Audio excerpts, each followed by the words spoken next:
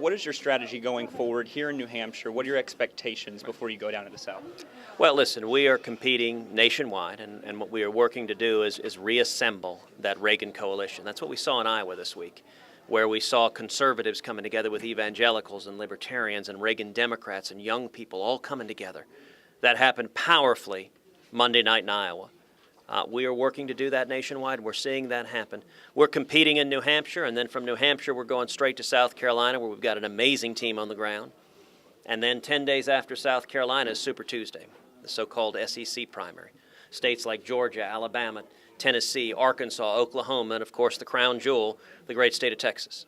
I think we are poised to have a tremendous day on Super Tuesday. We've got an amazing team across those states, so we hope and believe we'll do well in each of the first 4 states. We obviously won the first one.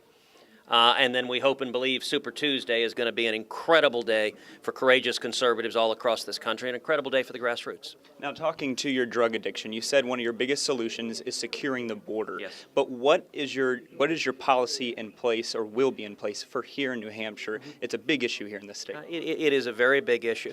Look, a lot of dealing with drug addiction has to happen on the local level. It has to happen with charities and churches. It has to happen with groups like AA and counseling, and you got to change people's lives. And that happens very directly working to get them medical treatment, to get them counseling, to get them to show them the love of God. I mean that turns people around. You know, I told the story of my sister who wouldn't pull back, and she overdosed.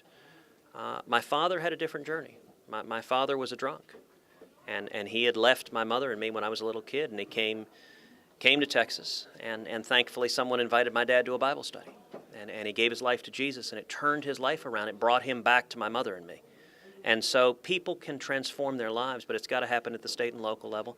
The most important thing the federal government can do is secure the borders and stop the flow of drugs that is just rushing in and destroying our communities.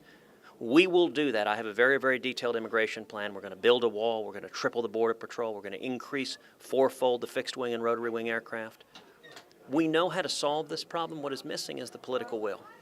That Democrats and sadly far too many Republicans don't actually want to secure the border and end illegal immigration.